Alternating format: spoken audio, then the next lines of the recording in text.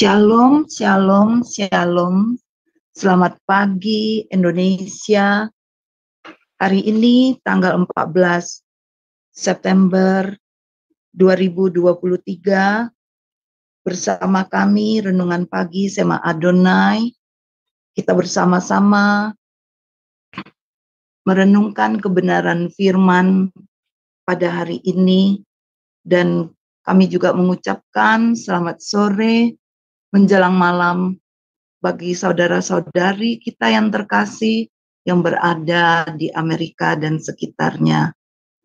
Pada pagi ini kita akan mendengarkan kebenaran firman Tuhan yang luar biasa, yaitu calling bersama hambamu Pak Dedi Kurniawan. Mari kita bersatu di dalam doa sebelum kita melakukan renungan pada pagi ini. Selamat pagi Bapa. Kami mengucap syukur apapun kondisi kami Tuhan, Engkau berada di sebelah kami. Firman-Mu berkata,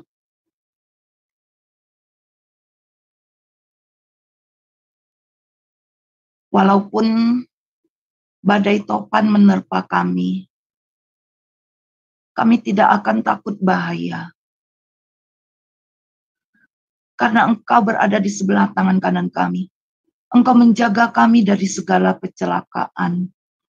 Engkau menjaga keluar masuk kami dari sekarang sampai selama-lamanya. Pada pagi ini Tuhan Yesus, hamba dibangunkan dan hamba mendapat sebuah mimpi daripada-Mu. Ada 2 buah telur, tapi dalam telur itu adalah kebenaran-kebenaran firman Tuhan.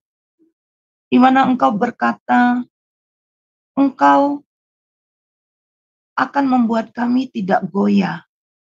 Ada seorang hamba Tuhan yang bertanya, apakah peristiwa itu akan terjadi?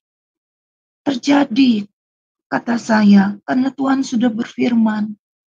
Tetapi Tuhan akan membuat kita mampu melewatinya.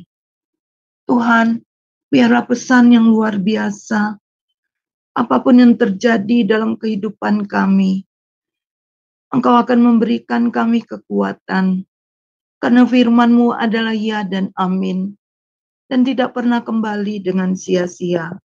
Engkau melakukan apa yang Kau perintahkan, dan membuat berhasil apa yang Kau suruhkan. Kembalikan cinta mula-mula kami kepadamu Bapa.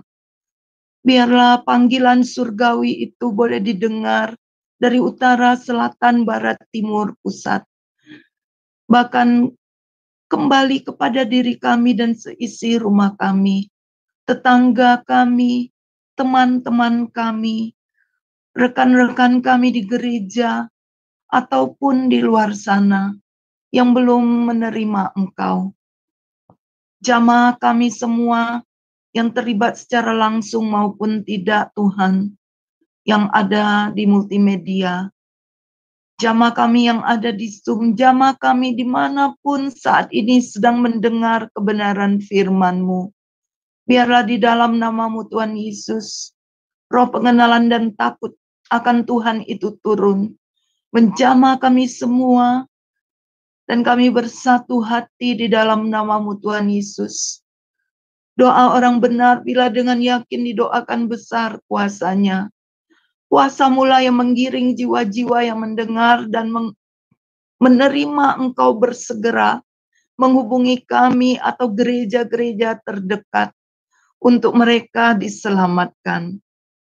Jamaah hamba-Mu secara khusus Pak Dedi Kurniawan yang akan menyampaikan kebenaran firman ini. Biarlah panggilan surgawi itu menjamah dalam nama-Mu Tuhan Yesus. Kan ini pedang bermata dua bagi hamba-Mu dan bagi kami semua. Urapi hamba-Mu, hikmat pewahyuan, isi hati-Mu, bahkan tidak mustahil Engkau akan memperlihatkan sesuatu yang hebat dan dahsyat saat kami beribadah pada pagi ini kepada hamba-Mu. Terus berbicara sehingga apa yang disampaikan benar-benar Tuhan Yesus Kristus harus kami kerjakan dan lakukan. Terima kasih Bapa, jamaah pujian penyembahan dalam nama-Mu Tuhan Yesus, sehingga pujian ini membuat kami merasakan Roh Kudus hadir di tempat kami dimanapun kami berada. Terima kasih Bapa. Dari awal, pertengahan, sampai akhir, kami serahkan renungan di pagi ini hanya dalam satu nama, Tuhan Yesus Kristus, Tuhan dan Juru Selamat kami. Haleluya, puji Tuhan Yesus. Amin. Saudara-saudariku yang terkasih di dalam Tuhan Yesus, mari kita mendengarkan pujian yang dibawakan oleh Bu Murni. Maukah kau jadi roti? Kami persilakan.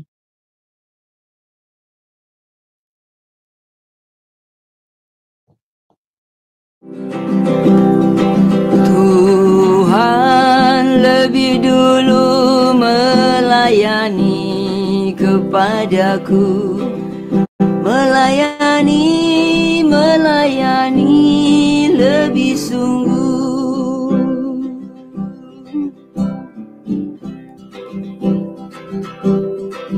Tuhan lebih dulu mengampuni kepadaku, mengampuni lebih sungguh.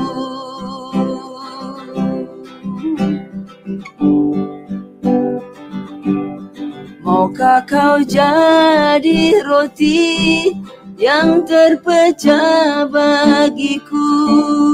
Maukah kau jadi anggur yang tercurah bagiku? Maukah kau jadi saksi memberitakan Injilku? Melayani lebih sungguh.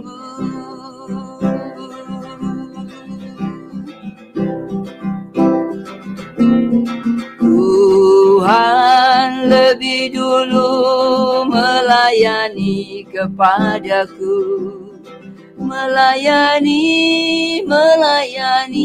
lebih sungguh.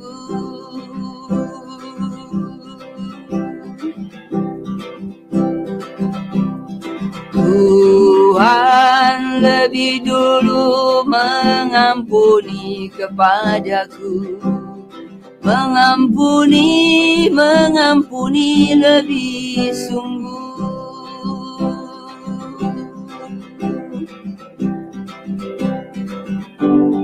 Aku mau jadi roti yang terpecah bagimu.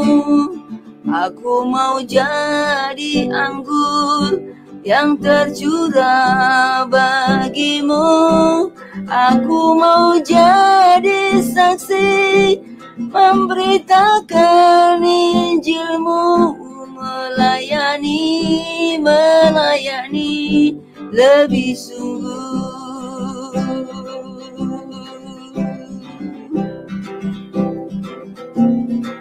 Tuhan lebih dulu melayani kepadaku, melayani lebih sungguh.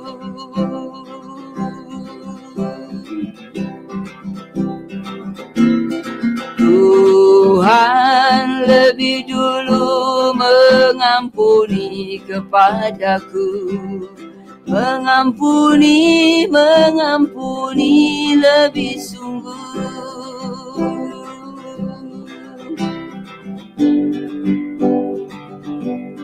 Maukah kau jadi roti yang terpecah bagiku? Maukah kau jadi anggur yang tercurah bagiku? Maukah kau jadi saksi memberitakan Injilku? melayani lebih sungguh.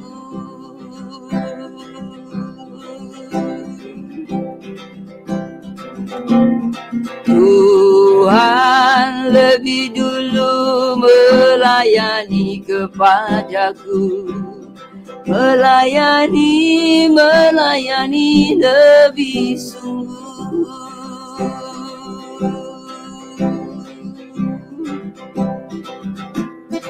Tuhan lebih dulu mengampuni kepadaku, mengampuni lebih sungguh.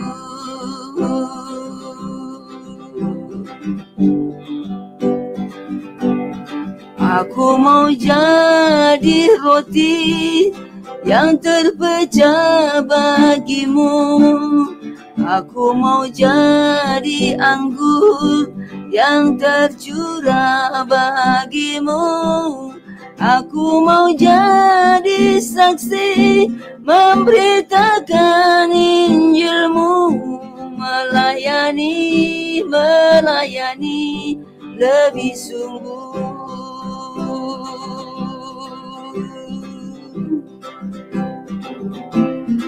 Tuhan lebih dulu melayani kepadaku, melayani lebih sungguh.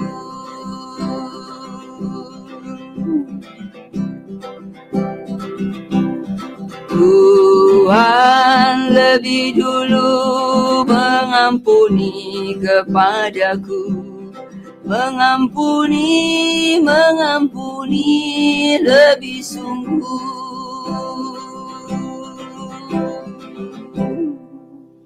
Amin. Ya, mari kita mengampuni lebih sungguh.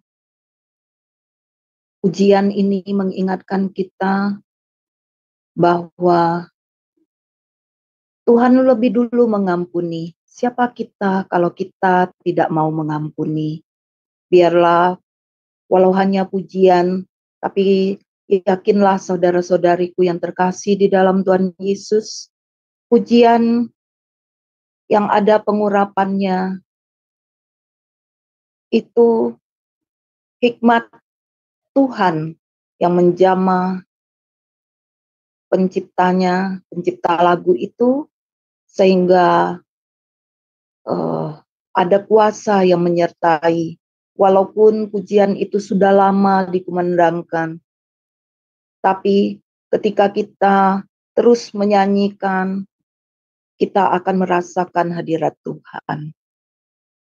Dan di dalam hadirat Tuhan, pasti ada sesuatu yang dahsyat yang akan Tuhan kerjakan bagi orang yang yakin dan percaya.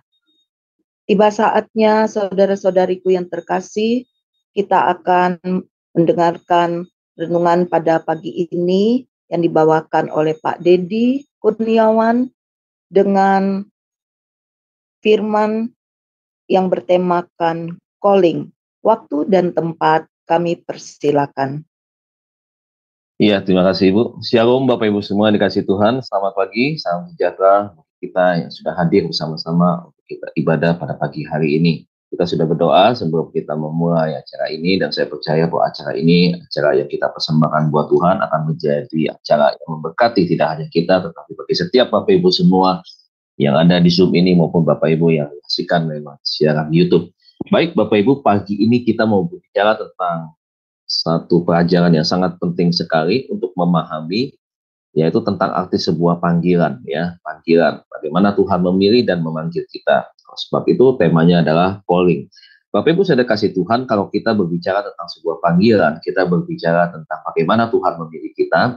Nah, panggilan ini identik atau biasa, ya, dimaknai oleh beberapa orang itu adalah bagaimana Tuhan memilih seseorang itu menjadi pendeta, penginjil, hamba Tuhan, ya, seperti itu. Nah, hari ini kita akan belajar apakah benar demikian, ya, bahwa calling, ya, panggilan Tuhan itu artinya hanya ditujukan kepada orang tertentu untuk menjalankan status atau kepercayaan yang Tuhan berikan sebagai hamba-hamba Tuhan. Nah, sebelum kita akan bahas tentang hal itu, nah, kita menyadari bahwa saudara dan saya, kita semua ini adalah orang-orang pilihan Tuhan. Ya, orang yang dipanggil oleh Tuhan. Nah, oleh sebab itu, sebelum kita membahas lebih jauh, coba kita lihat dulu ayat pengantar pada pagi hari ini, ayat pembuka kita, yaitu di dalam Efesus pasal yang pertama, Efesus pasal yang pertama, ayat yang keempat. Efesus pasal 1, ayat yang keempat. Demikian firman Tuhan, sebab di dalam Dia Allah telah memilih kita sebelum dunia dijadikan, supaya kita kudus dan cacat di hadapannya. Nah, ayat firman Tuhan di dalam Efesus pasal 1 ayat 4 ini menjelaskan kepada kita bahwa Allah telah memilih kita sebelum dunia dijadikan. Maksudnya apa? Maksudnya ini adalah berbicara tentang konteks keselamatan yang Tuhan sudah rancang di awal dan bagaimana Tuhan memilih orang-orangnya ya untuk menjadi anak-anak Tuhan, memiliki status sebagai anak-anak Tuhan yang dipercayakan oleh Tuhan bukan hanya untuk melayani tetapi juga untuk menerima janji apa itu sebagai ahli-ahli waris Tuhan gitu. Nah, jadi rancangan keselamatan yang diberikan kepada kita itu sudah ditetapkan Tuhan dari sebelum dunia dijadikan. Ini luar biasa sekali ya. Ayat firman Tuhan menegaskan kepada kita, wow, ini sebuah penegasan daripada Tuhan yang membawa kita kepada satu status, di mana status ini bukan status yang biasa-biasa saja. Ya, status sebagai anak-anak Tuhan. Kita sudah belajar minggu lalu tentang iman yang memerdekakan. Nah, kita sudah menjadi orang-orang yang dimerdekakan. Dengan cara apa? Dengan cara Tuhan memilih dan menetapkan kita untuk kita menjadi anak-anaknya. Nah, kita semua adalah manusia yang menerima ya warisan dosa ya ketika manusia jatuh ke dalam dosa. Dan kita pun adalah manusia yang rentan dengan segala perbuatan-perbuatan yang mungkin saja kita bisa lakukan dan itu bersifat satu perbuatan yang membawa kepada dosa misalkan gitu. Nah, inilah Bapak Ibu yang dikatakan bahwa di dalam pemilihan Tuhan ini ada maksud dan tujuan Tuhan. Kalau kita sudah menjadi anak Tuhan, kita sudah menerima rancangan keselamatan, anugerah keselamatan yang Tuhan berikan lewat kematian Tuhan Yesus di atas kayu salib, maka tujuannya adalah untuk apa? Ayat keempat masih ya dikatakan bahwa supaya kita kudus dan tidak bercacat di hadapannya. Jadi lihat cara Tuhan memanggil kita, menetapkan kita dari awal. Tujuannya adalah supaya tadi ya menjadi anak-anak Allah, orang-orang pilihannya, kemudian menjadi ahli waris kerajaan surga. Tetapi untuk mendapatkan itu, saudara dan saya ini, supaya kita bisa menjaga untuk hidup kudus dan benar di hadapan Tuhan. Ya, maksudnya seperti itu. Sebab kalau kita tidak dipilih Tuhan, kita bukan anak-anak Tuhan, maka untuk hidup kudus dan tidak bercacat di hadapannya Dia, itu bukan hal yang mudah, sangat-sangat susah begitu. Tetapi ketika kita sudah dipilih, kita menjadi anak-anak Tuhan, kita punya status itu, terbangun satu korelasi hubungan yang kuat dengan Tuhan, maka itu bukan sesuatu hal yang sulit. Ingat, segala sesuatu yang kita kerjakan berkaitan dengan iman kita, tindakan iman kita, perbuatan iman kita, itu dituntut oleh Roh Kudus.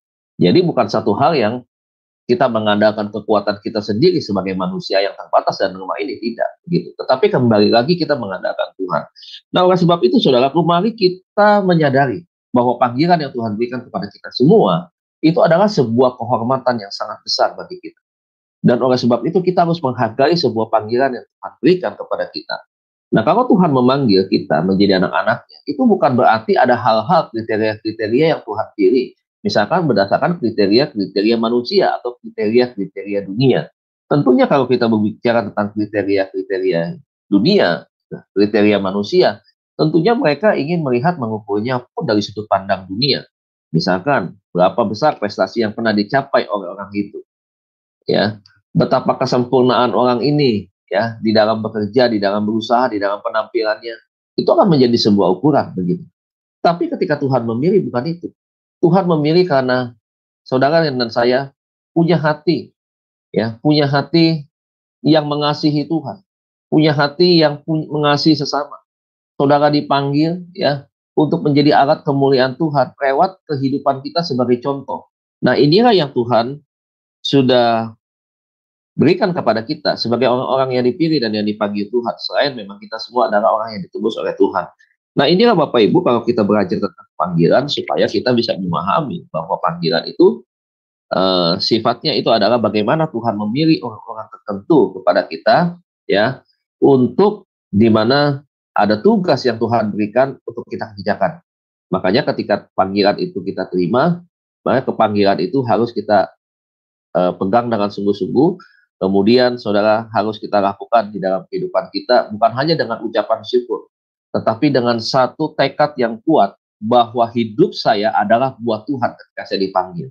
Jadi ketika saudara dan saya sudah menjadi orang yang dipanggil Tuhan, maka kita nggak boleh lagi kembali kepada kehidupan yang lama. Kehidupan kita semua harus berubah, betul-betul berubah. Harus kelihatan sesuatu yang berbeda. Nah, dari dalam hal apa tentunya? Ya, di dalam hal perbuatan, di dalam hal tindakan, di dalam karakter begitu. Itu harus kelihatan jelas, ya. Jadi jangan sampai kita punya dua sifat. Di satu sisi ada waktu-waktu tertentu sifat anak-anak Tuhannya itu kelihatan, tetapi di satu sisi sesuatu yang tidak kelihatan adalah sifat-sifat yang masih duniawi. Nah, inilah saudaraku, firman Tuhan mengatakan kalau kita hidup di dalam Tuhan, kita harus mematikan berbagai hawa nafsu dunia. Nah, itu, ya.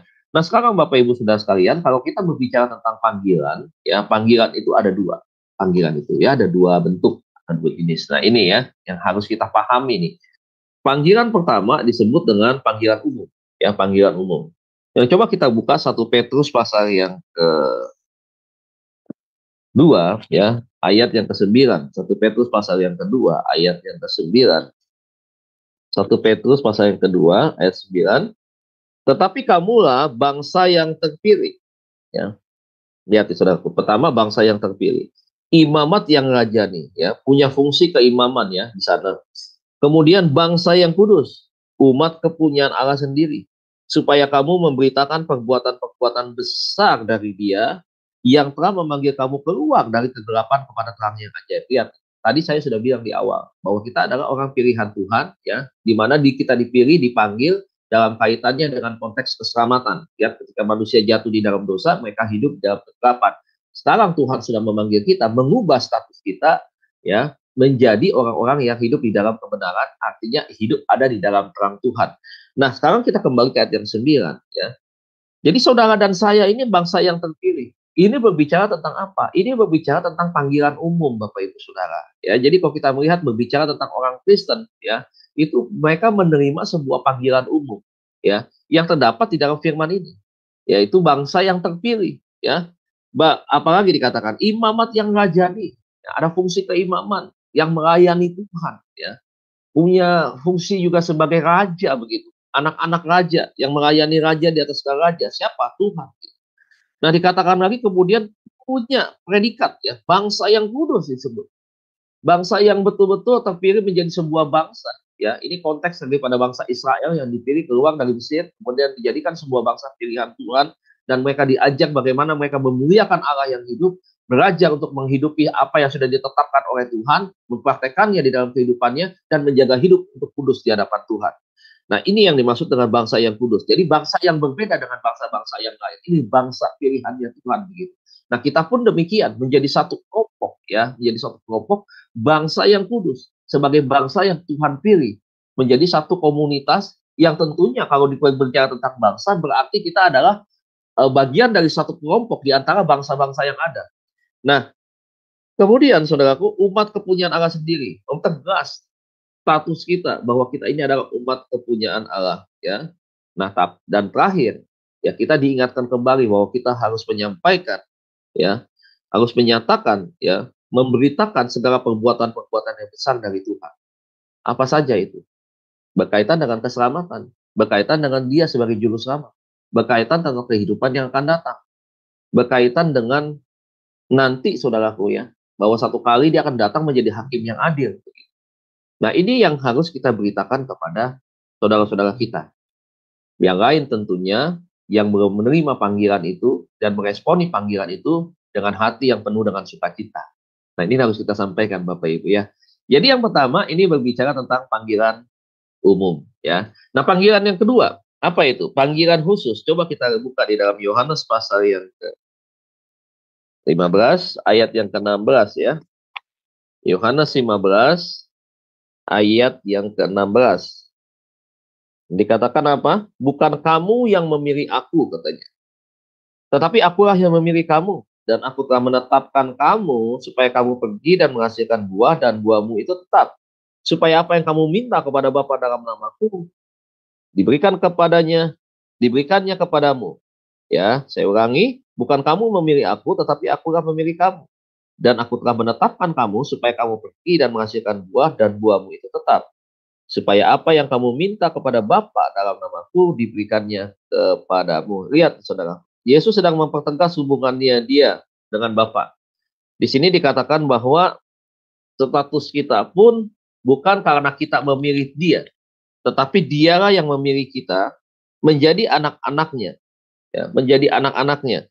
Dan pilihan saudara kepada Tuhan itu, ya, di mana Tuhan ingin bahwa saudara menghasilkan buah di dalam setiap kehidupan kita. Ya, kembali pada konteks Galatia, ya, orang yang sudah dipilih Tuhan hidupnya harus berbuah. Dan kalau kita sudah berbuah kepada Tuhan, maka Tuhan sedang bilang bahwa apa yang kau minta kepada Tuhan, ya, permohonan doa saudara tentunya. Apa yang menjadi kebutuhan saudara di dalam melayani Tuhan, ya, saudara bisa minta melalui nama Tuhan Yesus. Nah, ini luar biasa saudaraku, ya. Tuhan sudah kasih tahu itu. Nah, inilah yang disebut dengan panggilan apa? Panggilan khusus, ya. Nah, panggilan khusus inilah yang diberikan kepada orang-orang tertentu, saudara. Jadi sekian dari sekian banyak kelompok orang, sekian banyak, Tuhan ada panggilan khususnya. Dipanggillah beberapa orang ini untuk masuk dan rencana Tuhan. Siapa yang kita bisa lihat? Contoh Abraham, contoh Musa, ya saudaraku. Ada beberapa lagi yang ditulis di Alkitab, ya, misalkan Paulus, Petrus, ya. Petrus dipilih, ya, menjadi murid-muridnya ketika sedang menangkap ikan. Paulus dipilih, ya, untuk menjadi seorang rasul yang menyampaikan berita kabar baik ini, ya, secara luas tentunya. Nah, ini adalah mereka yang dipilih, yang dipanggil secara khusus, saudaraku, ya. Nah, kita tahu waktu kita belajar kemarin di etika Kristen bahwa panggilan itu ada dua. Satu, panggilan hamba Tuhan yang full timer, yaitu digambarkan seperti Petrus, yang kemudian panggilan yang part time seperti Paulus, ya, seperti itu, bivokasional dan part time begitu. Bivokasional itu hamba Tuhan yang punya dua profesi begitu. Nah, itu Paulus, saudaraku. Nah, inilah panggilan-panggilan khusus yang diberikan kepada dia, kepada orang-orang tertentu, dengan maksud dia sebagai alat perantara Tuhan, ya, untuk memberitakan Injil, ya, kemanapun, ya, Tuhan menetapkan dan mempercayakan dia untuk ke beberapa tempat begitu. Termasuk kita semua nih hari-hari ini. Ya, Tuhan kalau memanggil kita mungkin dari pelayan biasa, saudaraku, ya, sering waktu berjalan, ya, kita melayani Tuhan mungkin setahun, 2 tahun, 3 tahun, di dalam prosesnya satu kali bisa saja Tuhan memanggil kita menjadi hambanya, ya, kemudian ada beberapa orang contohnya harus tinggalkan pekerjaan, memilih full time, ya, mengembalakan sebuah jemaat, dan dia setiap hari ada di rumah Tuhan untuk dia melayani setiap kebutuhan jemaat, ya, yang sakit, yang beban berat begitu, ya. Kemudian juga dia mengajar di sana gitu. Nah, ada yang dipanggil seperti ini. Tetapi ada juga yang dipanggil, ya, ketika dia juga itu kemarin berbicara tentang dua profesi begitu. Nah, ini yang disebut dengan panggilan khusus. Jadi ketika ada dipercayakan sebuah panggilan khusus, tentunya dia punya dua tanggung jawab. Tanggung jawab pertama itu adalah panggilan pribadinya dia, yang kedua adalah panggilan Tuhan, ya, yang memilih dia sebagai seorang hamba Tuhan yang diberikan tanggung jawab untuk mengurus atau membina jemaat yang dipercayakan oleh Tuhan, maupun pelayanannya yang dipercayakan. Ya, kalau dia sebagai penginjil, tentunya pelayanan itu dipercayakan kepada dia. Tentunya bukan tugas yang mudah, tapi Tuhan tahu tentang kapasitas saudara dan saya. Dia tidak mungkin memilih orang yang sembarangan. Nah, berbahagialah saudara dan saya ketika dipilih menjadi hamba-hamba Tuhan dengan panggilan khusus. Nah, jangan suka mengeluh, ya, jangan suka menganggap bahwa panggilan ini ada waktu-waktu tertentu, ya, nanti satu kali udahlah, artinya kita boleh nih mengendorkan pelayanan kita begitu, ya. Nah, ini tidak boleh seperti itu, harus stabil, konsisten. Ketika Tuhan memanggil, tanggung jawabnya juga harus kita kerjakan dengan sungguh-sungguh.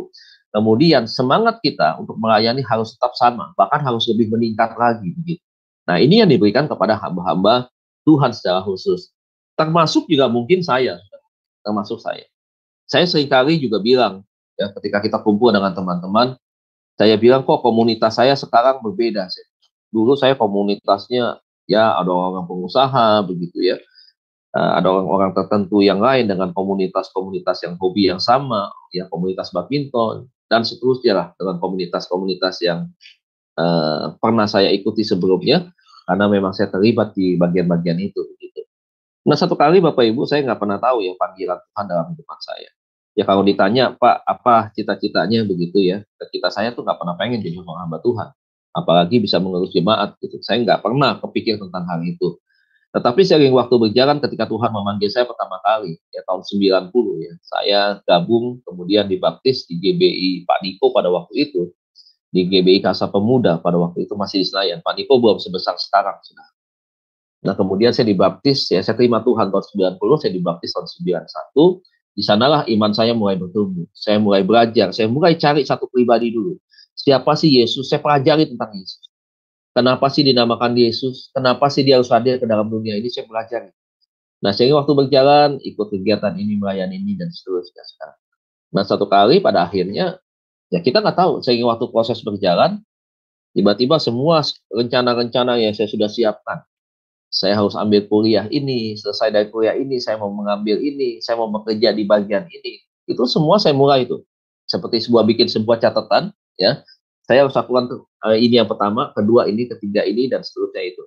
Tetapi di waktu perjalanan, saudara, satu kali akhirnya semua kelihatan kok ada sesuatu yang menurut saya ya tidak seperti apa yang saya inginkan, saya harapkan.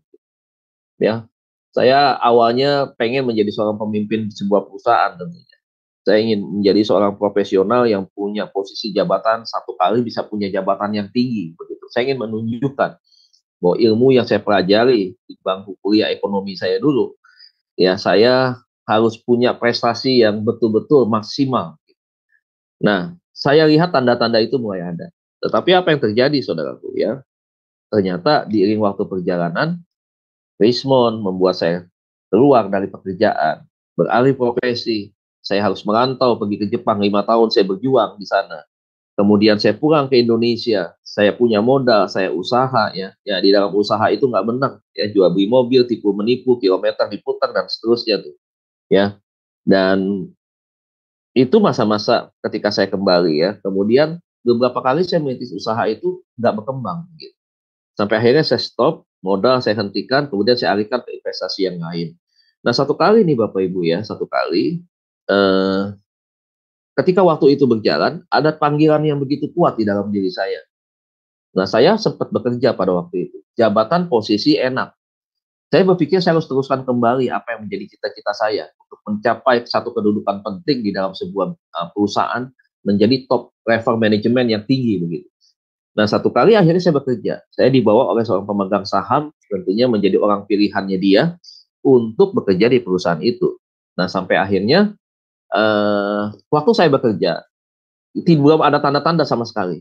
Tetapi ketika saya bekerja sudah cukup agak lama, kemudian tentunya ya dengan berbagai fasilitas tentunya karena bekerja dengan cukup lama, cukup baik bekerjanya, ya akhirnya saya melihat ada sesuatu kayaknya yang begitu kuat di dalam diri saya mau melayani Tuhan lebih lagi.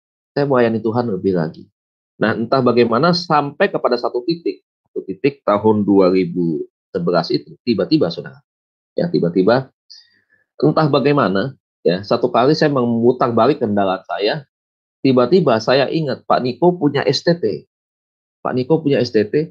Oh hati saya kuat banget, pengen sekali kuliah. Lalu saya kontak istri saya. Memang saya sempat ngomong, pengen sekolah nih, sekolah teologi ya. Tapi beberapa waktu kemudian sebelumnya itu ya, dia sempat bilang, udah nggak usah belajar lah sekolah teologi ya. Ngapain sih mau kuliah lagi? Dia bilang begitu. Dan dia nggak tahu kan ada sesuatu yang di dalam hati saya ini rasanya begitu kuat, membuat saya nggak nyaman begitu. Nggak nyaman artinya begini, saya harus mau tahan-tahan begitu, rasa-rasanya nggak enak juga. Nah sampai akhirnya itulah saya pergi, saya belok, saya putar kendaraan, saya ke Tanjung Duren dan saya mendaftar Bapak Ibu. Saya mendaftar, saya bilang, Pak, saya mau daftar kuliah. Lantas adminnya bilang begini, Pak Iksan Paropo bilang begini ke saya, ya. Pak Pendeta Iksan Paropo itu dekat dengan saya. Dia bilang, bro, dia bilang, udah lewat 3 kali loh mata kuliah loh, dia bilang. Mau daftar telat nanti, ngulang lagi, apa tahun depan, apa semester depan atau tahun depan aja, dia bilang.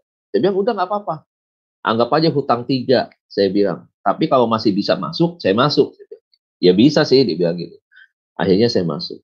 Nah, ketika masuk itulah Bapak Ibu, saya bersukacita sekali 2011 itu. Ya, saya mulai belajar sekolah teologi ya. Oh, hati saya damai, hati saya tenang. Nah, akhirnya saya lanjutkan studi itu terus dari 2011 sampai saya berhenti di 2018. Ketika saya 2018 berhenti, ya, akhir-akhir 2018 itu, barulah di situ saya merasakan ada sesuatu yang lebih daripada sekedar sebuah panggilan. Lantas saya sering merenung, Tuhan, inikah tanda-tandanya Tuhan memilih saya, mau memanggil saya, untuk saya lebih melayani Tuhan lagi. Bukan sekedar jemaat, bukan sekedar ketua komsel, bukan sekedar orang yang aktif ya di dalam setiap komsel-komsel ya, di luar gereja kita begitu. Ternyata tapi Tuhan pengen yang lebih. Inikah sebuah tanda-tanda itu? Ternyata ketika waktu itu terus berjalan dan itu mulai terlihat. Dan ternyata benar. Nah, benar bahwa Tuhan ada sesuatu yang Tuhan percayakan kepada saya lebih lagi daripada sekedar sebuah pelayanan yang biasa saja. Dan akhirnya saya belajar selesai.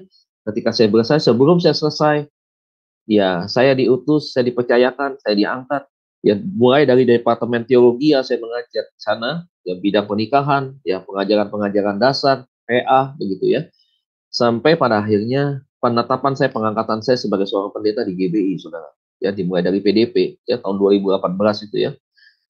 Kemudian pada akhirnya terus waktu berjalan sampai dengan hari ini, dan kemudian dipercayakan jadi wakil gembala, kemudian menjadi mentor gembala-gembala cabang, sampai dengan hari ini diberikan suatu tempat untuk menjadi gembala. Saudara, kalau saya bukan amati, renungkan perjalanan hidup, ternyata itu Tuhan luar biasa ya. Tuhan lebih tahu dari apa yang kita inginkan sebenarnya. Dan saya tidak merasa menyesal ya dengan apa yang saya sudah tetapkan, saya pilih. Ini menjadikan sebuah kehormatan buat saya. Ya, walaupun saya nggak berhasil menjadi top manager di dalam sebuah perusahaan, tetapi saya bersyukur. Kenapa saya bersyukur? Ya, saya ada satu panggilan yang memang Tuhan berikan dulu itu jauh dibandingkan dengan jabatan-jabatan yang lain. Dan saya bersukacita hari ini melayani Tuhan. Ya, saya bersyukur saya menjadi orang-orang pilihan Tuhan yang menerima panggilan khusus tentang hal itu. Makanya ketika saya mau melayani, ketika saya dipilih Tuhan menerima panggilan khusus itu, saya bilang sama Tuhan, saya mau melayani Tuhan dengan lebih sungguh lagi. Saya ingin harus lebih baik ke depan, harus lebih baik, sambil belajar, memperbaiki diri, kemudian belajar lagi untuk semakin menjadi sesuatu yang kurang, saya harus perbaiki di dalam diri saya. Saya menyadari posisi saya bukan orang yang sempurna. Pelayanan saya bukan pelayanan yang hebat. Tetapi yang saya ingin beritakan bahwa Tuhan yang hebat yang di dalam saya, itu adalah yang harus saya beritakan. Nah ini seperti apa yang Tuhan bilang. Tuhan milih kita untuk kita berbuah. Dan kemudian kalau kita berbuah, kita melakukan perbuatan-perbuatan yang besar lewat nama Tuhan. Dan jangan pernah lupa, artinya apa? Kita memberitakan tentang Dia. Nah, itu yang saya kerjakan hari ini, Bapak Ibu. Ya, ternyata cara Tuhan untuk memanggil seseorang, ya, itu begitu luar biasa. Nah, bagaimana ketika orang hanya menerima panggilan umum saja? Sama, Bapak Ibu. Kita pun harus mengerjakan segala sesuatu yang berkaitan dengan apa yang Tuhan percayakan di dalam iman kita, itu dengan maksimal, itu dengan baik.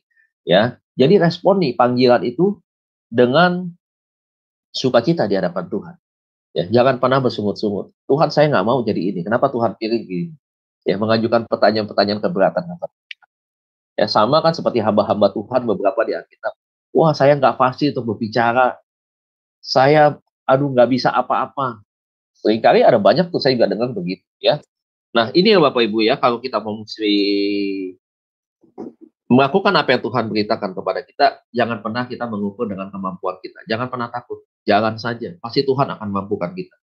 Nah, saya masuk di dalam pesan renungan Tuhan inti pada pagi hari ini, yaitu bagaimana respon kita menggenapi panggilan Tuhan di dalam kehidupan kita. Yang pertama, saudaraku, kita harus menerima undangannya dengan sukacita. Ya, dengan sukacita itu berbicara tentang hati yang penuh, lebih daripada sekedar kesenangan begitu ya. Sekedar hati yang gembira sesaat, tidak. Tetapi sukacita itu melebihi segala sesuatu yang kita terima dengan ukuran-ukuran ya di atas segala ukuran-ukuran yang ada, misalkan dengan uang gitu, dengan apa, dengan prestasi misalkan, itu lebih daripada itu ya. Seorang juara menerima mahkota juaranya itu. Dia bersuka cita dengan mahkotanya itu. Dan kita harus bersuka cita dengan Kristus yang kita miliki di dalam kehidupan kita. Begitu. Kita harus bangga kita punya Tuhan. Dan kita orang yang panggilan, kita adalah orang-orang yang dipanggil oleh Tuhan sendiri. Nah, mari kita lakukan apapun yang kita sudah terima hari ini, ya, dengan betul-betul, saudaraku, kita melakukan apa yang sudah kita dengar tadi, ya. Nah, untuk kita melihat, ya, firman Tuhan, ketika kita menerima undangan dengan sukacita, mari kita buka Lukas pasal yang ke-14. Lukas pasal yang ke-14. Ya, saudara bisa buka di dalam Lukas pasal yang ke-14. Ayat yang ke-17 sampai dengan 20 ya firman Tuhan. Tapi kita nggak usah baca, kita lihat ayat 24 ya. Lukas 17 ayat yang ke-24. Saudara bisa baca ayat yang ke-17 sampai dengan 20 sampai dengan 20 dan lompat lagi ke ayat ke-24. Lukas pasal 14 ayat yang ke-17 sampai dengan 20. Ya, ayat yang ke-24.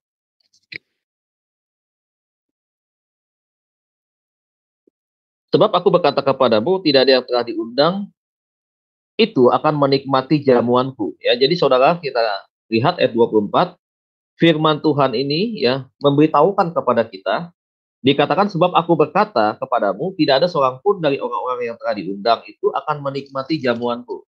Ya, ingat saudara dipilih dan saya ini adalah orang-orang pilihan Tuhan kita semua, dan satu kali kita akan diundang oleh Tuhan untuk menikmati jamuannya.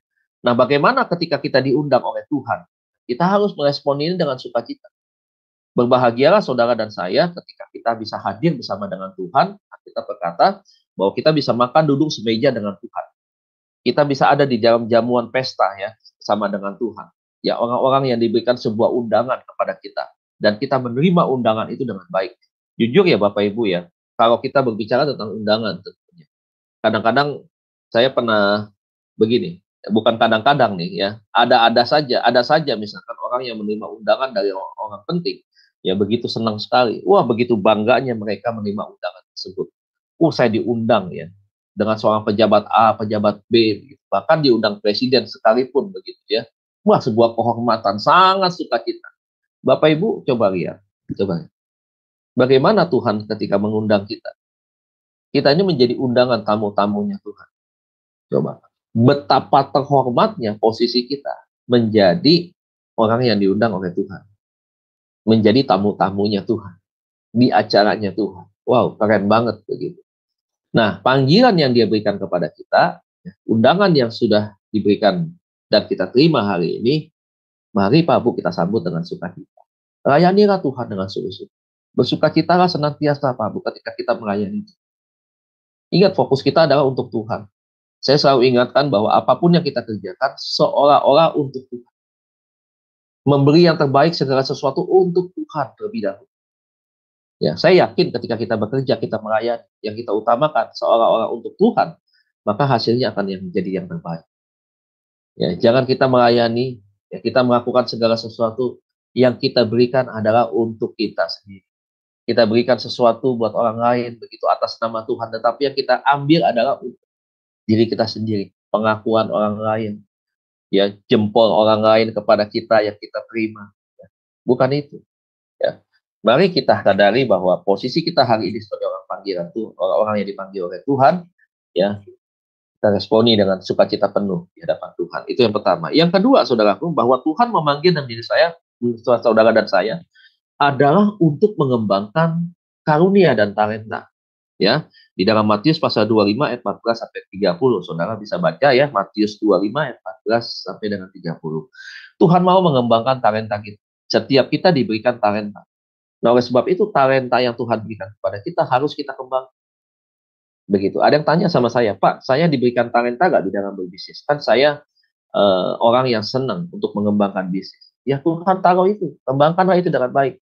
Tapi hati-hati di dalam bisnismu. Kau harus berbeda dengan orang yang melakukan bisnis yang dengan cara-cara yang dunia, cara-cara yang tidak baik, cara-cara yang kotor. Jangan di dalam bisnismu kau merugikan orang lain. Jangan ketika mengembangkan bisnis itu, ya, kau tidak membawa kemuliaan Tuhan di dalam bisnis itu. Kau harus memulai dengan ucapan syukur kepada Tuhan dan kau harus menghadirkan Tuhan di tengah-tengah usaha. Ya, kalau kau dagang, jangan kau merugikan orang lain dengan cara-cara yang tidak baik. Jangan mengingini barang sesamamu. Itu kan sama juga tuh, mengambil duit orang lain dengan cara-cara yang tidak baik. Ya, tipu muslihat ini itu dipakai di dalam bisnis. Nggak usah begitu. Nggak usah takut kalau saya nggak menjalankan bisnis ini dengan cara-cara yang nggak benar nih Pak. Yang nggak menyimpang. Kapan saya kaya Pak? Kapan saya berhasil? Kapan saya bisa bayar bunga bank? Kapan saya bisa bayar cicilan? Begitu. Wajar Pak bisnis itu nyimpang dikit-dikit. Ke kiri lebih banyak, nggak apa-apa lah Pak. Ya nggak apa-apa menurut kamu. Menurut Tuhan nggak bisa begitu. Kalau kau mau bisnis Tuhan, menghadirkan Tuhan di sana, maka prinsip bisnis ada prinsip kebenaran. Kalau kau menghasilkan, mengembangkan talentamu, kau pelayanan buat Tuhan, kau jangan pasang tarif, bos. Ya, kau pasang tarif PK-mu berapa? 1 jam ketika kau berkhotbah, 45 menit ketika kau berkhotbah, tidak 1 jam misalnya. Kau melayani jadi WL, kau berharap ada sesuatu dari sana. Nggak usah, Tuhan tahu. Satu kali Tuhan akan kirimkan itu. Nggak usah minta-minta. Kita belajar nih di etika pelayanan besok Sabtu, saudara. Ya, bahwa ketika kita menjadi hamba Tuhan, mari kita kembangkan talenta yang Tuhan percayakan buat kita itu. Lipat gandakan itu. Jangan berkata, wah saya tidak bisa, saya tidak bisa. Ketika kita dipercayakan, Pak, ayo Pak, belajar dong Pak. Untuk kita belajar sharing misalkan, pimpin doa misalkan. Ya, wah saya bukan pendoa, saya nggak bisa dong, nggak bisa. Buat Tuhan jangan berkata apapun nggak bisa, saudara. Ingat nih, kalau buat Tuhan, jangan kita berkata, oh saya nggak bisa, saya nggak bisa. Ketika pemimpin kita mempercayakan kita, ya kerjakan itu, lakukan itu, saudara. Ya, tidak ada seorang pun yang ketika ditunjuk memulainya dengan kesempurnaan itu tidak ada. Semua yang kita kerjakan hari ini termasuk buat pelayanan itu adalah kita mulai dari sesuatu yang kecil, dari sesuatu yang kita belajar semakin bisa. Bukan langsung kita full langsung bisa. Saudara pikir saya dulu bisa bawa khotbah? Nggak bisa, saudara. Bawakan sharing nggak bisa. Di depan 3-4 orang sudah gemeteran, nggak bisa. Tetapi lama-lama bisa. Kenapa? Kita punya tekad, harus punya keinginan yang kuat untuk kita mau belajar. Dan apa yang kita kerjakan ini adalah untuk pelayanan, untuk Tuhan begitu. Jangan pernah menolak. Kadang-kadang saya agak ini juga ya, bukan marah, bukan kecewa gitu. Agak sedih melihat itu. Oh jangan. Disuruh doa nggak mau. Disuruh bersaksi, saudaraku, di Komsel nih. Yang udah teman-teman yang setiap hari ketemu, setiap minggu. Nggak berani, Bapak Ibu. Jadi nggak pernah bercerita bahwa Tuhan menolong dia tuh. Ya setiap hari Tuhan tolong dia. Hari kedua, hari ketiga, sampai terus mungkin seminggu, bahkan 2 minggu, 1 bulan, 3 bulan begitu. Nggak pernah berani untuk bersaksi. Bagaimana kita menjadi orang-orang pilihan Tuhan? Bagaimana kita bisa mengembangkan karunia dan talenta kita di dalam memperlengkapi pelayanan kita kalau semua itu kita tutup? Setan senang banget tuh model-model yang kayak begitu. Ya, bagaimana kita bisa menjadi berkat buat orang lain? Kalau kita punya sikap yang menutup diri, kemudian kita mematikan segala talenta yang Tuhan berikan buat kita. Kita tidak bertanggungjawabkan itu. Padahal satu kali kelak kalau kita berbicara tentang apa yang Tuhan sampaikan dengan perumpamaan talenta, satu kali kita harus diminta pertanggungjawaban itu. Karena talenta itu berbicara tentang kepercayaan yang Tuhan berikan buat kita untuk kita kelola dengan baik. Ya, ayo belajar kita apa yang kita pelajari hari ini kita kembangkan. Ya, ada keinginan yang kuat, ada usaha yang kita lakukan untuk kita mau melakukan itu. Ya, di dalam karunia juga begitu. Ya, ada 9 karunia. Ya, yang harus kita pakai di dalam pelayanan, ya berkata-kata dengan hikmat, berbahasa roh dan sebagainya. Ya kita pakai itu karunia itu. Itu yang diberikan Tuhan buat kita. Ya karunia berbicara tentang karisma, talenta berbicara tentang kemampuan seseorang yang secara spesial Tuhan berikan. Makanya ada orang yang nggak pernah menemukan talentanya sampai dia tua, sampai dia meninggal. Sayang sekali sudah. Saya jumpa beberapa orang waktu itu ya sudah. Dia punya talenta bagus. Dia bisa main musiknya enak, saudara. Cuma dengan gitar dia main tuh enak banget begitu. Coba lihat, dia nggak mau melayani di gereja. Dia nggak menciptakan lagu-lagu gitu yang dia bisa pakai untuk Tuhan. Ya bukan untuk komersil, tetapi dia ciptakan lagu itu untuk dia pakai untuk memuliakan Tuhan, misalkan begitu. Dia punya talenta itu, tapi dia tidak pernah pakai. Saudara. Coba bisa dibayangkan ya, saudara, betapa ruginya orang ini. Ya, betapa sia-sianya waktu kehidupan yang berjalan di dalam dirinya dia. Dia tidak pakai hidupnya untuk Tuhan. Dia tidak pakai hidupnya untuk orang lain yang diberkati. Ya, jadi itu yang kedua, saudara. Mari Bapak Ibu kita responi panggilan kita dengan baik. Yang pertama menerima undangannya dengan sukacita. Yang kedua mengembangkan talenta dan karunia kita. Yang ketiga, saudaraku, ya, karena waktu. Yang ketiga Mari kita berkomitmen untuk menjadi garam dan terang. Ya, mari kita yang ketiga berkomitmen untuk menjadi garam dan terang. Di dalam Matius pasal 5 ayat 13 dan 6, sampai dengan 16, ya, saudara bisa baca tentang itu nanti di rumah. Berkomitmen untuk menjadi garam dan terang. Maksudnya apa? Saudara menjadi komitmen untuk menjadi garam dan terang itu berbicara tentang dampak dalam kehidupan kita. Sejauh mana dampak kekristenan kita hari ini? Ingat, dampak ini juga berkaitan dengan buah yang ada di dalam diri kita, di dalam pertumbuhan iman kita. Apa yang sudah kita hasilkan? Satu, buat keluarga kita. Nggak usah jauh-jauh kita berbicara tentang tetangga. Nggak usah. Kita buat keluarga kita dulu. Apa yang sudah kita bisa berikan? Sebagai suami, apa yang bisa saya berikan? Buah apa yang kelihatan, yang berdampak? Menjadi garam dan terang ini bagi istri, seperti apa? Buat anak seperti apa? Ya jangan sampai kita melayani, maaf, sudah ada satu case, melayaninya hebat, bagus ya, tetapi nggak berdampak buat istrinya. Nggak menjadi dampak buat anaknya. Kalau ada itu bapak, anak kabur semua. Nggak bisa dekat. Kenapa? Ada sesuatu yang nggak beres, ada sesuatu yang nggak yang salah. Kita merenungkan kembali. Kalau di dalam saja dia sudah tidak bisa berdampak, bagaimana ketika dia ada di luar? Atau di luar mungkin saja dia bisa berdampak, tetapi agak menyedihkan ketika di dalam dia tidak berdampak. Berdampak di dalam hal ini bukan berdampaknya di luar, saudara. Bukan berdampak berarti kita di masyarakat, begitu. Kita dikenal orang yang baik, kita dikenal rajin beribadah, kita dikenal sebagai hamba Tuhan. Tetapi di dalam juga kita harus menjadi orang yang berdampak. Berdampaknya besar begitu. Nah, inilah yang harus kita betul-betul lakukan, ya, betul-betul yang harus kita komitmen bahwa saya harus menjadi garam buat orang tua saya, buat menantu misalkan, atau buat ipar misalkan, atau buat semua keluarga besar saya harus berdampak lebih dahulu. Ingat, fungsi garam itu adalah dia mengawetkan, ya, makanan itu kalau mau awet harus diberikan garam begitu. Supaya apa? Supaya dia dampaknya ke depan itu bisa lama, bisa awet.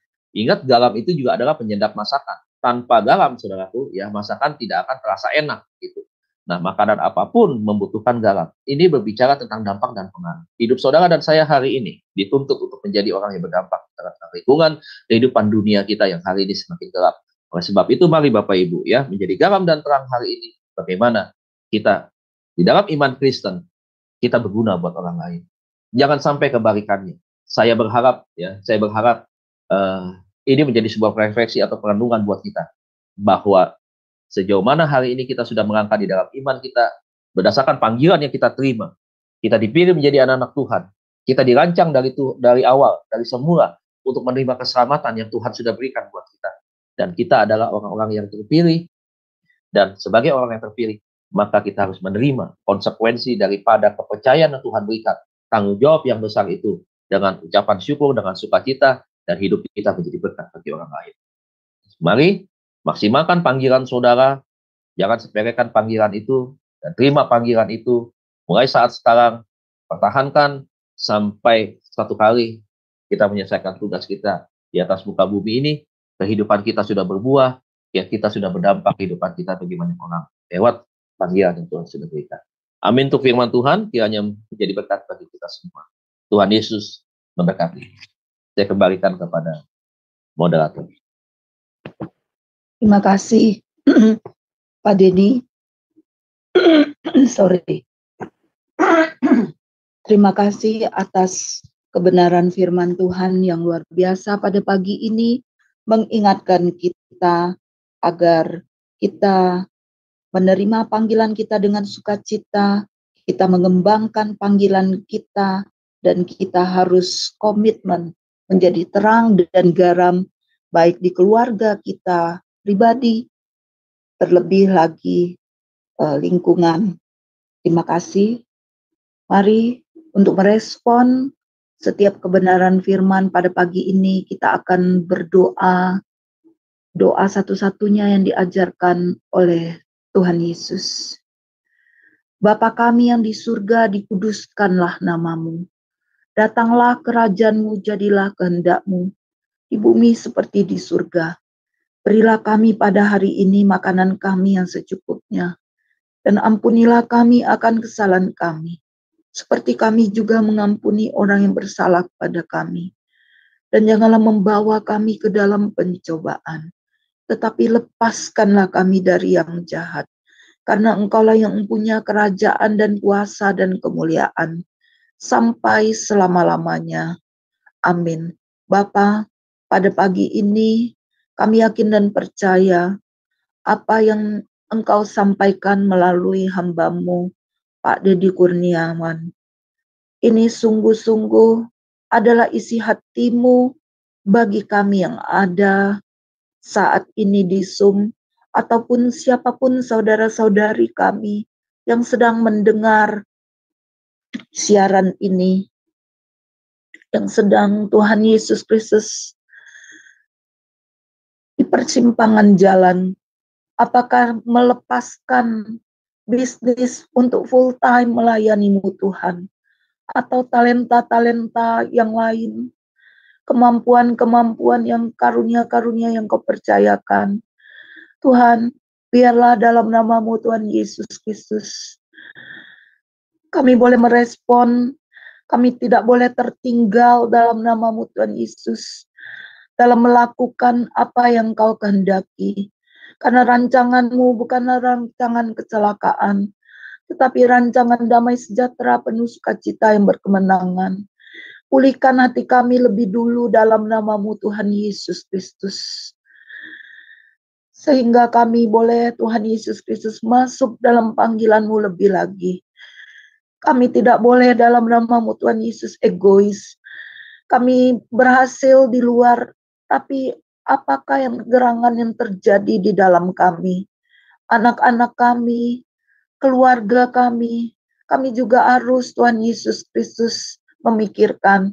Karena dari buahnya lah orang akan melihat keberhasilan dari pelayanan kami itu, Bapa. Bapa, biarlah apa yang disampaikan oleh hamba-Mu ini kesaksian hidup yang luar biasa. Tidak mudah mengambil keputusan yang besar untuk meninggalkan apa yang sudah diperoleh dalam marketplace.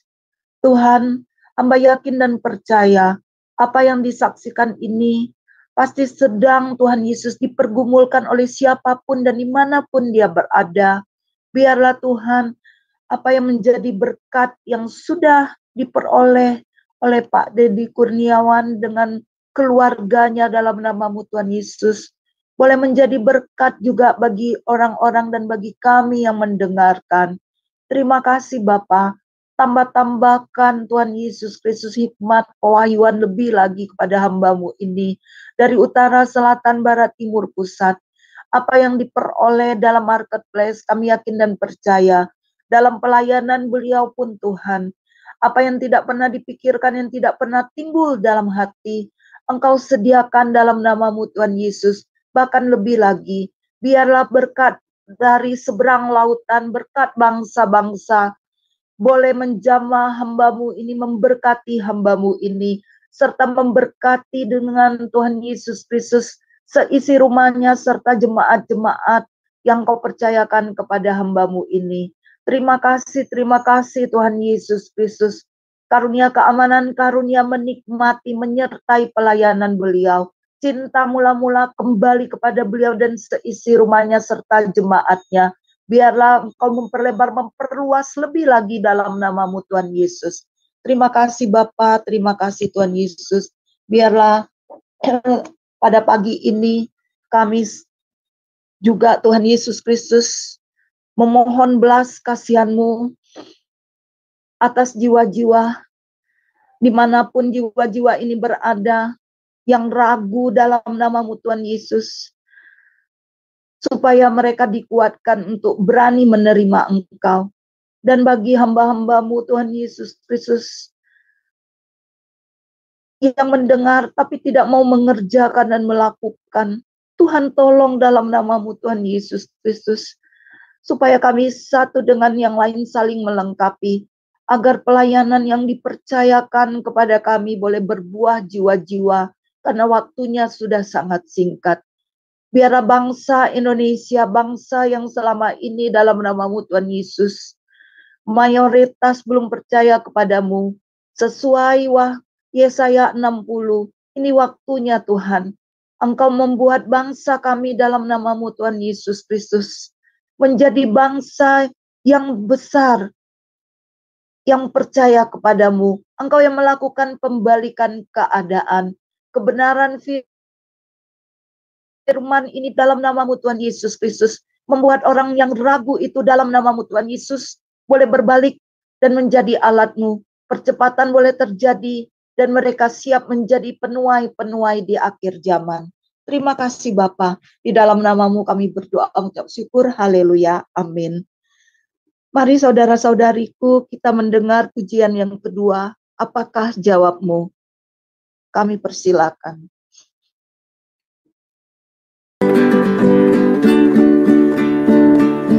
Apakah jawabmu? Hai, apakah jawabmu? Kau mau apa dengan Yesus? Hai, apakah jawabmu? Dan seseorang juga yang nantikan jawabmu. Kau mau apa dengan Yesus? Hai, apakah jawabmu? Selamat atau hukum, yang mana rindumu?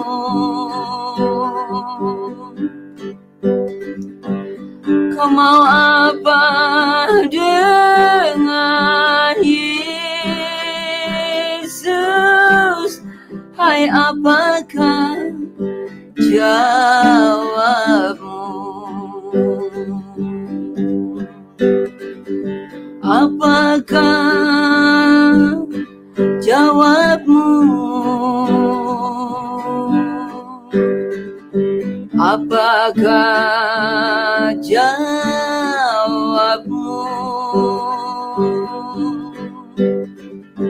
Kau mau apa dengan Yesus? Hai, apakah jawabmu?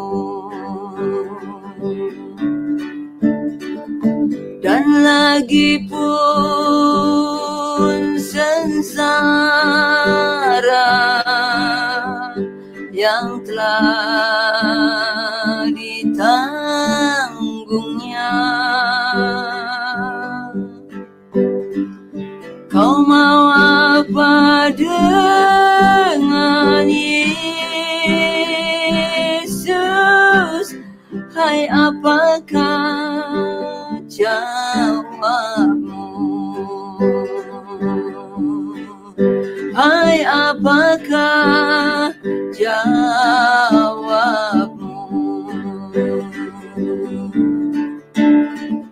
Selamat atau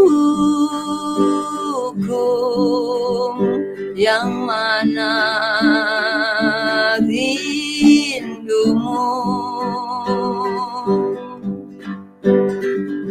Kau mau apa dengan Yesus? Hai, apakah jawabmu? Apakah jawabmu? Apakah jawabmu? Kau mau apa dengan Yesus? Hai, apakah jawabmu?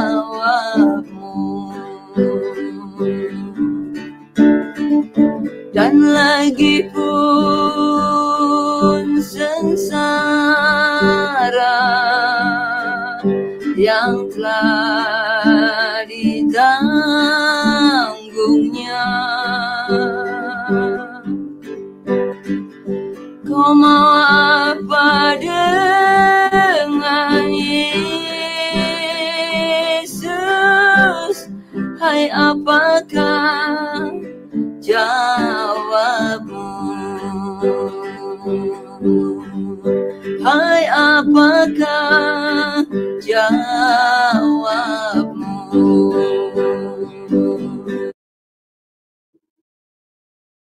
Iya, mari kita menanggapi setiap panggilan Tuhan dengan berkata, ini aku, seperti yang dilakukan Yesaya. Saudara-saudariku yang terkasih, dengan berakhirnya pujian tadi, kita sudah di penghujung renungan pagi Sema Adonai pada pagi ini.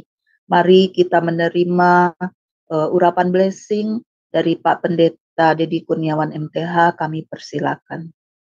Ya, bagi Bapak Ibu, angkat kedua tangan kita, terima berkat daripada Tuhan. Kekasih-kekasih Tuhan, terimalah berkat Allah Bapa kita di surga, cinta kasih daripada Tuhan kita Yesus Kristus, pertolongan penyertaan Allah Roh Kudus akan terus menyertai kita sepanjang hari ini ketika kau melaksanakan semua aktivitasmu, dan satu kali Tuhan akan datang kembali ke dalam dunia ini, menjemput kita semua, menjadikan kita pemenang bahkan lebih daripada pemenang. Yang percaya dan diberkati bersama-sama, mari kita katakan amin. Amin. Tuhan Yesus berkati, Bapak Ibu, selamat pagi semuanya, selamat beraktivitas. Selamat pagi, terima kasih Pak. Saudara-saudariku yang terkasih di dalam Tuhan Yesus, dengan berakhirnya doa blessing ini, berakhir renungan pagi pada pagi ini, doa syafaat, bila saudara-saudariku mau didoakan, bisa menghubungi kami, dan kami siap mendoakan di hari Senin dan hari Sabtu. Tapi bila urgent, hubungi segera channel kami siap membantu. Terima kasih.